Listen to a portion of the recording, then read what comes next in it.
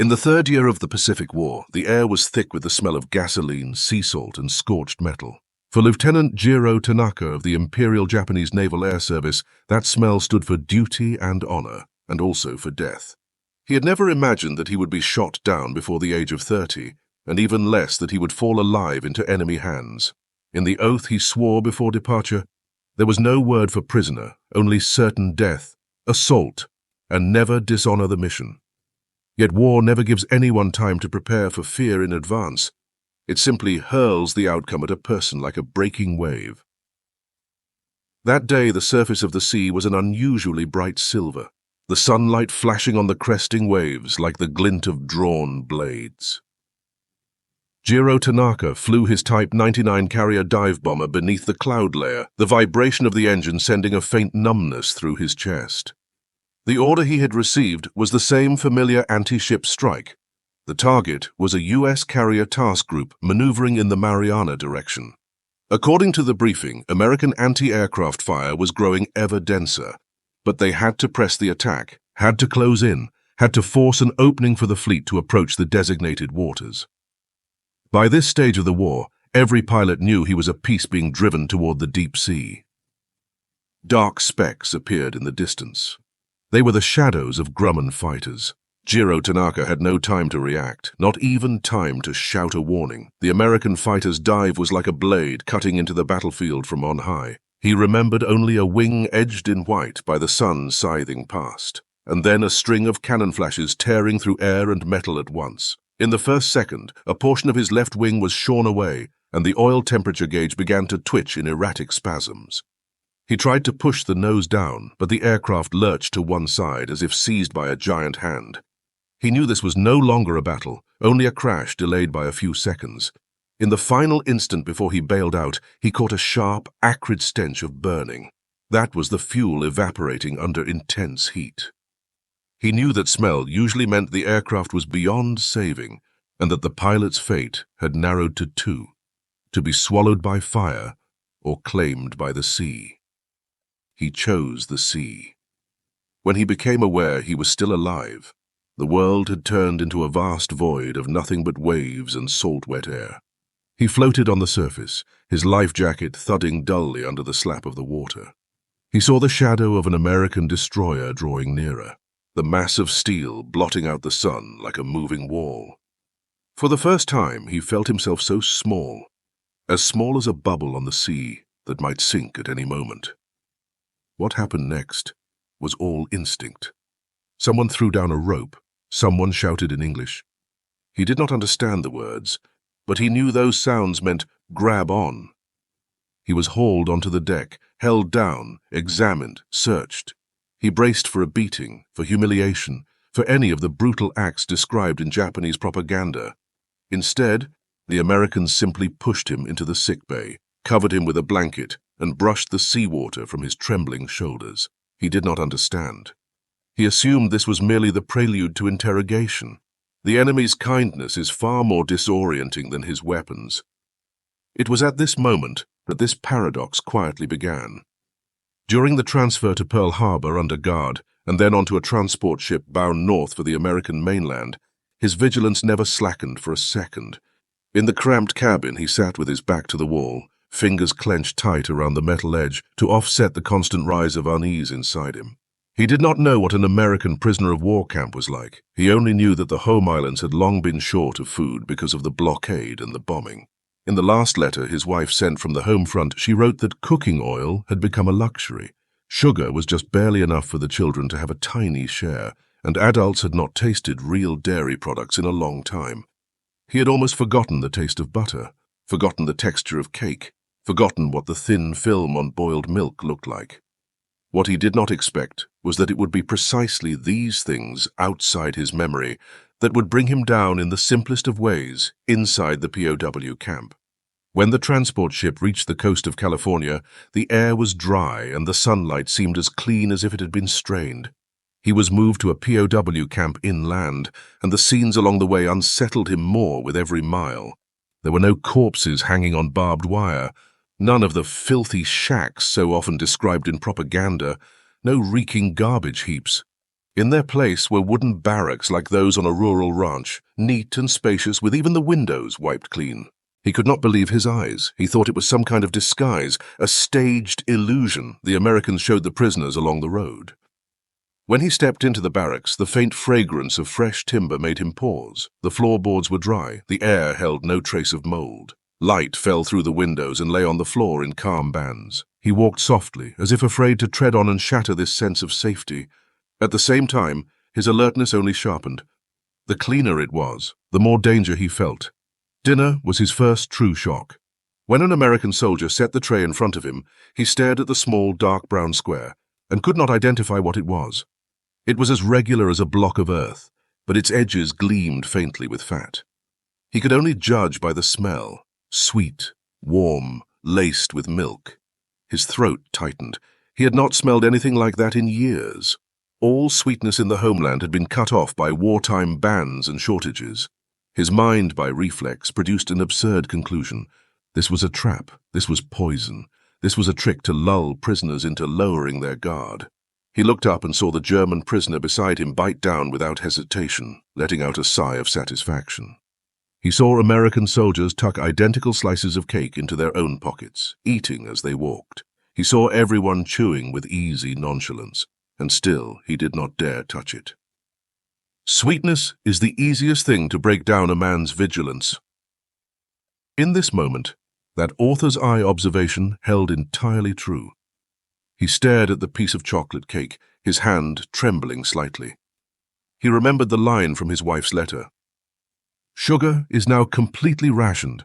The children only get half a barley sugar candy a day. He remembered how his mother had made small holiday sweets before the war, the only sweet memory left from his childhood. He remembered that in the past 3 years aboard ship, most of what he had eaten was hard rice, thin miso soup, and the occasional canned fish. Sweetness was no longer merely a flavor, but a symbol of a way of life that war had erased. He pushed the cake away. Only when an American soldier could no longer bear to watch did the man make a small, simple gesture. He took an identical piece of cake from his own pocket, bit half of it off in front of him, and then held up his hand in an OK sign. Jiro Tanaka fixed his eyes on the man's mouth, on the soft crumb of cake exposed where it had been bitten. That softness belonged to a kind of bread that had vanished completely from the home islands. He felt something in his chest shift, like an old brace being removed. He picked up the piece of cake and brought it to his lips slowly, almost ceremonially. The first touch was no more than a light brush. Sweetness exploded on his tongue like a burst of light. He froze. He had not been ready. Not ready for this flavor, this texture of cream, this tenderness. Not ready for his body to react with the instinct to swallow. He recoiled half a step in alarm, as if burned. This is poison, his mind still insisted. It must be poison. But the body's instincts moved faster than thought. His tongue, numbed by long deprivation of sugar, tingled faintly. A long-forgotten warmth rose in his nasal passages, and even his eyes pricked. His stomach stirred as if waking, gently contracting to remind him that it had gone days without real food. He looked up and saw the American soldier smiling. It was not a smirk, but a calm, ordinary friendliness. That friendliness disturbed him more than the sweetness of the cake. Suddenly he realized that what truly frightened him was not the chocolate, but the question, why would the enemy give me this? Hatred is easy. It is understanding that is difficult. That night, he could not sleep. The wooden barracks were very dry, more comfortable even than the quarters he had slept in at Yokosuka Naval Base. Lying on his bunk, he stared at the grain of the ceiling boards, yet it was as if he could see the enemy figures blackened by propaganda slowly fading. He did not want to admit it, but he knew that in this barracks, for the first time he felt a sense of safety even his home had never given him, and he was more uneasy than he had ever been. Sweetness had begun to shake his convictions, and once belief starts to loosen, a man collapses from within. He feared that collapse more than he feared the enemy's guns. The next morning, the air outside the barracks carried the usual dry breath of the American West Coast, mixed with the smell of grass, and it made Jiro Tanaka all the more ill at ease. He was used to the damp, metal reek and fuel fumes aboard ship, used to that greasy film of exhaust that clung to the skin in the hangar and would not wash off. The air here was too light, too clean, too unlike a battlefield, to the point that a dangerous illusion crept up from deep inside him. Perhaps this place is not so bad. The thought snapped his shoulders taut at once, as if he had committed an unforgivable offense in his own mind. While queuing for breakfast, he stood at the end of the line, his palms damp with sweat. He was still on guard against last night's cake. He feared that it was only a beginning, that the Americans would use sweetness to numb him, that excessive kindness would tempt him to lower his guard so they could strike from behind. His worldview told him the enemy could not possibly treat prisoners well in earnest. There had to be something more sinister beneath it. Yet when he received his tray, he froze again. Along with the white bread, there was a small piece of cheese and a cup of warm milk. He stared at the cheese for a full 10 seconds. In the home islands, this substance had almost disappeared. The dairy industry had collapsed under the strain of war, and after the sinking of merchant ships, dairy products became the least likely supplies to be replenished. Ordinary civilians could hardly hope to see even powdered milk, let alone fresh cheese. It lay there quietly, with a soft color and a faint sheen like an object from another world. He did not believe it, nor did he dare touch it. The German prisoner beside him had already tucked the cheese into his bread and was eating with relish. Others were trading surplus cheese, treating it as the most prized delicacy in the camp. An American soldier passed by with the same food in his hand, eating casually as he walked.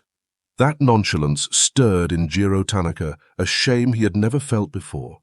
So these were things American soldiers ate as a matter of course, whereas in Japan, they were luxuries one did not even dare dream of.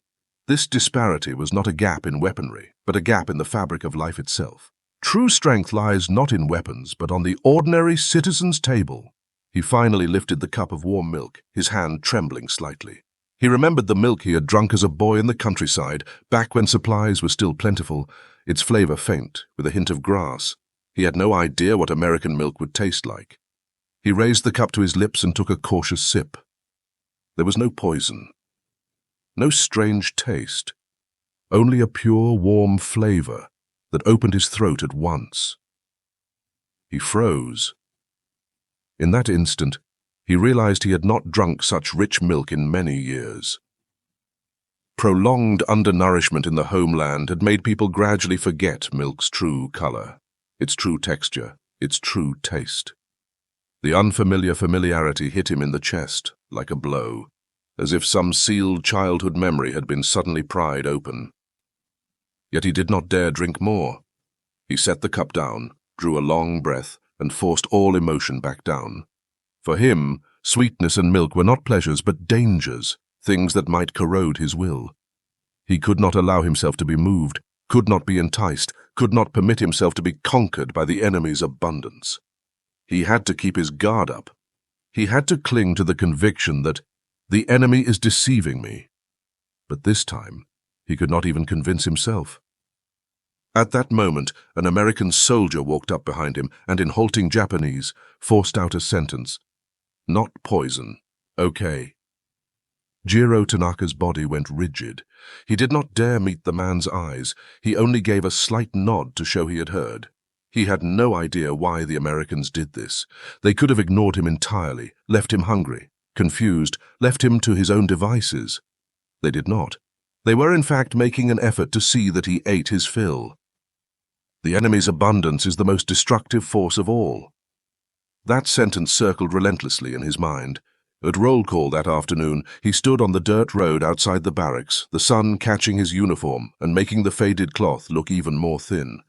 Looking around, he again confronted a fact he could never explain.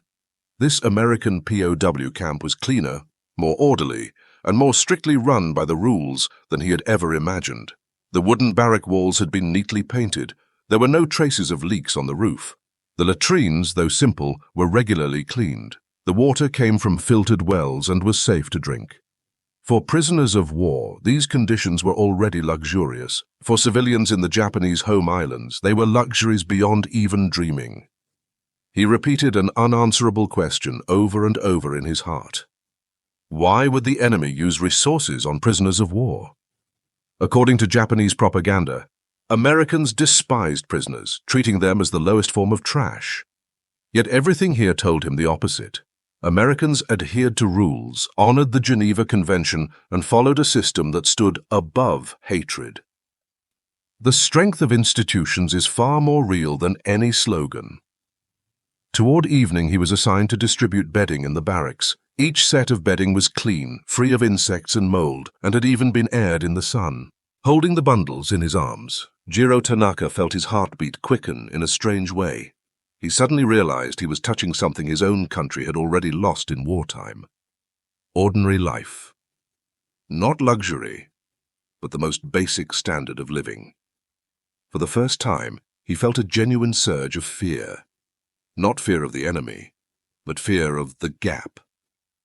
If the enemy could care for prisoners to this degree, how strong must they be on the battlefield? If the everyday rations of ordinary American soldiers were more refined than the best supplies the Japanese logistics system could muster, had the disparity between them not been unbridgeable from the very beginning? When reality proves gentler than propaganda, a man is forced to rethink who he is. He began to understand that his convictions were being broken down bit by bit, and that the blows falling upon them were not shells, but a piece of cake, a cup of milk, a slice of cheese. That night, he lay on his bunk, listening to the faint sound of wind outside the barracks. He wondered whether he was being tamed by the enemy. Yet he could not deny what his body, his taste buds, his senses were telling him. The American POW camp was not a place designed to destroy him. It was simply a place that had separated him from the war, a reality he could neither comprehend nor reject. Sometimes, it takes more courage to live than to die. On the third day, Jiro Tanaka slowly came to realize that the American POW camp was neither a temporary facade nor a trap laid to deceive its inmates. The soft bread, the regular roll calls, the clean barracks, and the spacious exercise grounds all recurred day after day, like a system rigorously enforced, not an impulse of American pity. The more he tried to catch hold of evidence of hostility, the more he found his hands closing on nothing. That only made him more uneasy. When duties were assigned that afternoon, he was told to help carry crates of supplies. The instant a wooden crate was opened, he caught a smell that was both familiar and strange, the scent of fresh flour.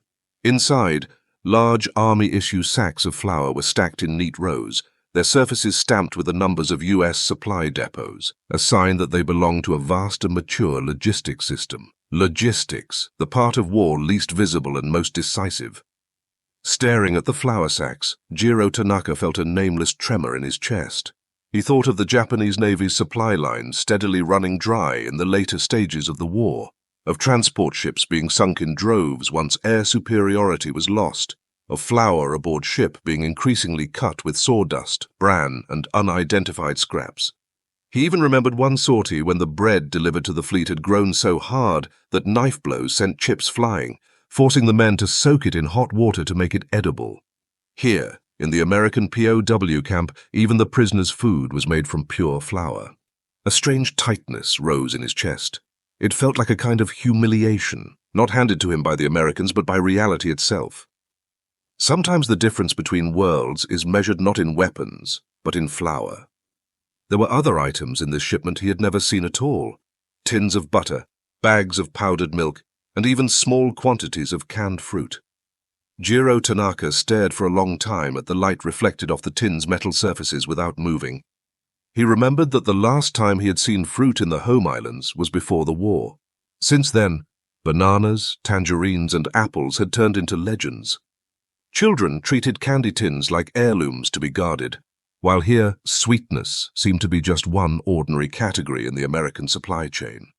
As an American soldier inventoried the supplies, he casually opened a can of fruit, lifted out a piece of syrup-soaked peach with a fork, and ate it as if it were the most commonplace of snacks.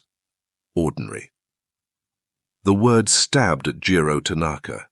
Japan had almost forgotten what ordinary looked like. He could not help asking himself, if the enemy possessed such abundance even in the most ordinary things, what exactly were they using to fight? That night's dinner gave him a final, clear answer, and it was not one that brought comfort. The fresh bread served that evening was extraordinarily soft. When he tore off a small piece, the yielding give of the crumb made his fingertips tremble. He turned toward the window, where the sunlight was edging the empty plate rack in gold. In that instant he realized that back in the home islands, even bakeries had shuttered for lack of ingredients, while here in the POW camp, bread was not only plentiful, but of a quality he could scarcely believe. Sweetness made him doubt his country for the first time. Softness made him doubt his faith. As he took the first bite, his expression was as complicated as that of a child caught with a secret. There was shame, panic, and confusion, but in the end he still bit into the bread. Horrified, he realized he had never enjoyed even this basic standard of living in the Japanese armed forces.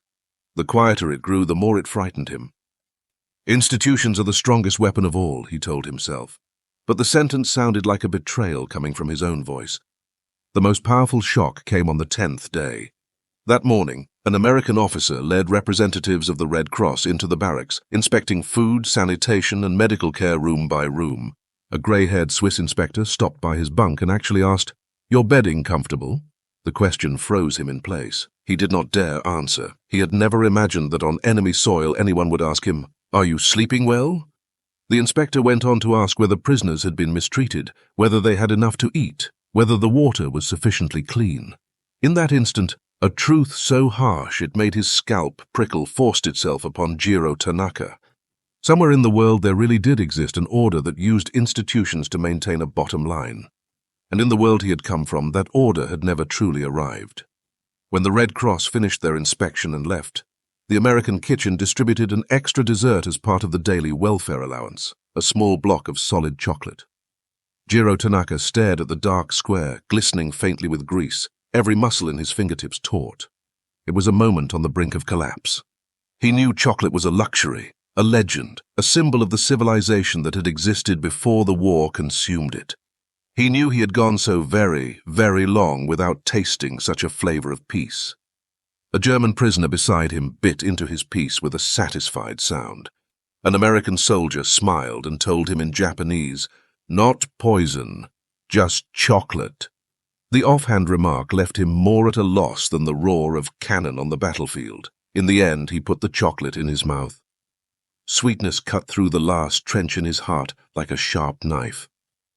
What defeated him was not the taste itself, but the reality carried by that taste.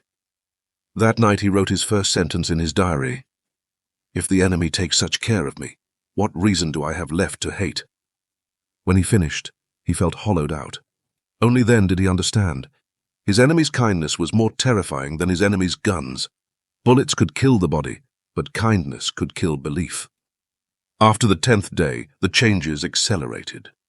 Jiro Tanaka became aware that every day he was losing parts of his past, not his honor, not his language, not his status as a soldier, but his capacity for hatred.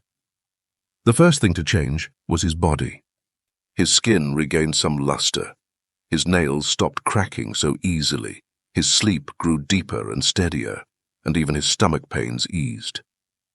He felt with stark clarity that the American camp was repairing him at a pace he could not resist, and that this repair frightened him more than destruction. Each day he told himself, "This is not real, do not believe it." Yet once hunger is finally relieved, the fortress of the mind begins to loosen. Even a single crack means the whole structure will eventually collapse. When the Americans issued new work clothes to the prisoners, that moment became the straw that broke his old world. The clothes were new, soft, and properly fitted. Before handing them out, an American soldier asked, "Size? Your size?" Jiro Tanaka went rigid. He had never had the right to choose a size. In the Japanese army, he wore whatever he was given. If it was too big, he tied it tight. If it was too small, he forced himself into it. To a soldier, fit and comfort had been treated as unnecessary, even as weakness. Yet, in the enemy's system, even prisoners were allowed a size. That night he spread his old uniform out on the bunk and looked at the garment that had gone through battle with him, soaked in smoke and fuel, full of holes, and he suddenly realized that the values he had staked his life on had been effortlessly overturned by a soft set of cottonwork clothes. For the first time, alone, he fought to keep his hands from trembling. It was not the enemy he feared, but changing himself. Because once he changed, he could never go back. He had once believed in the emperor, in the fleet, in sacrifice, in the notion that to die in battle is glory. Now, a POW camp run by a system with well-fitted clothes, clean water, regular routines, and sweet cake was steadily erasing everything he had been. Compared to death, this was the deeper terror. When a man realizes the world could in fact be better, the old world can never rule him as it once did. This was the most brutal truth he learned in captivity. One more medical exam tore the crack fully open.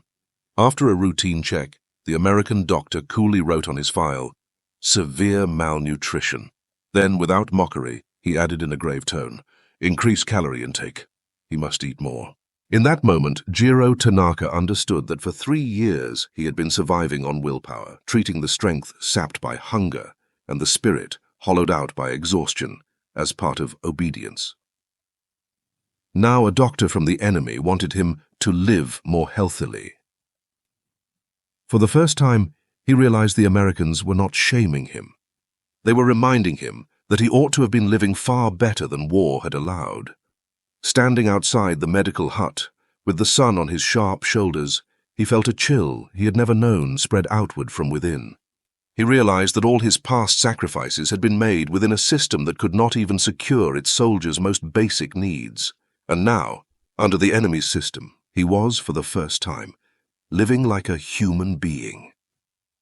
In that instant, he understood. It was not the US Navy, not the Grumman fighters, not the shells that had defeated him.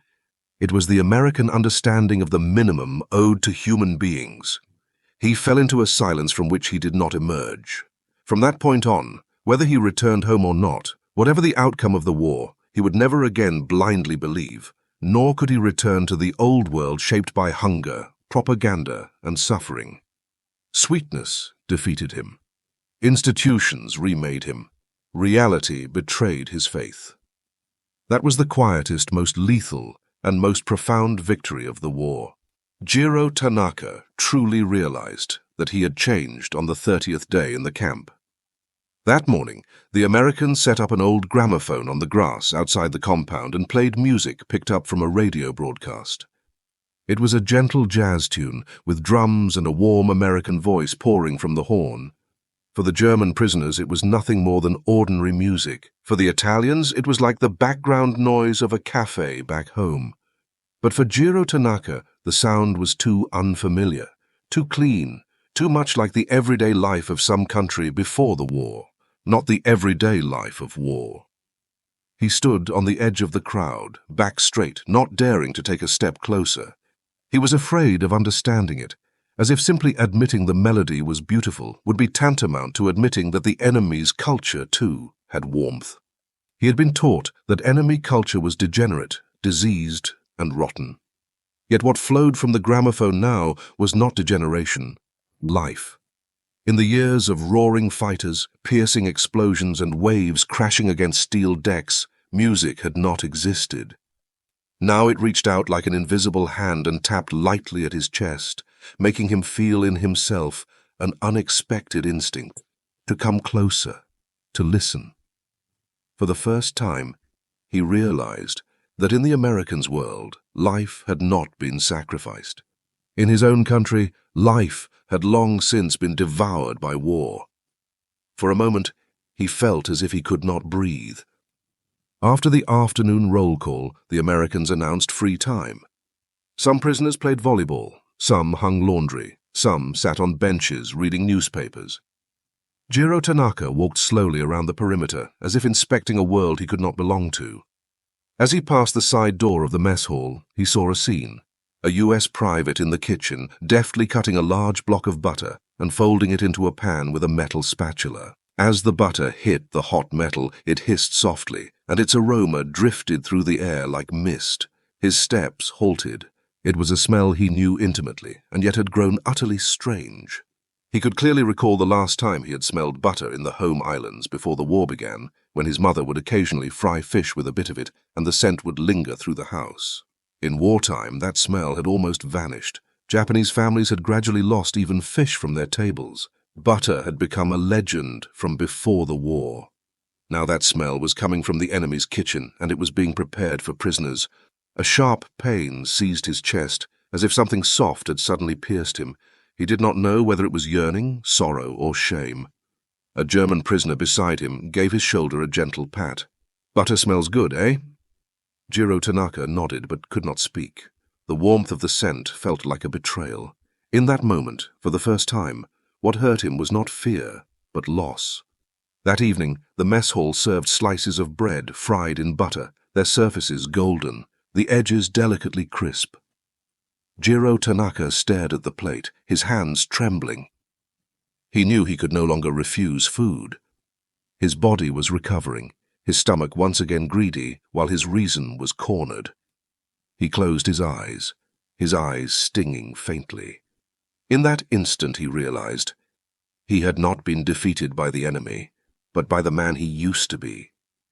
When a man first truly tastes life, he can never again return to a world made of nothing but orders.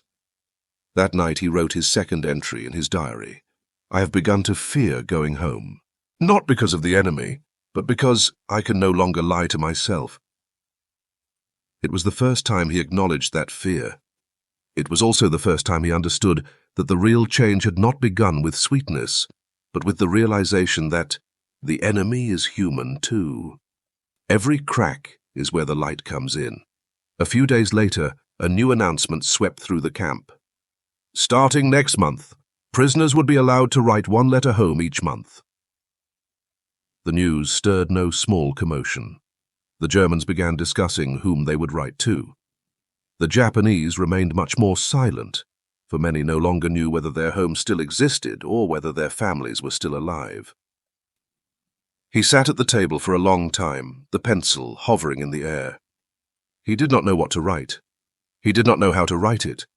He did not know whether he should tell his family about life in the camp, or whether he had the right to let those still suffering at home know that he was living better in enemy hands than they were. He felt, with terrible clarity, that happiness in some moments was also a kind of guilt. In the end, the first sentence he wrote was, "I am still alive."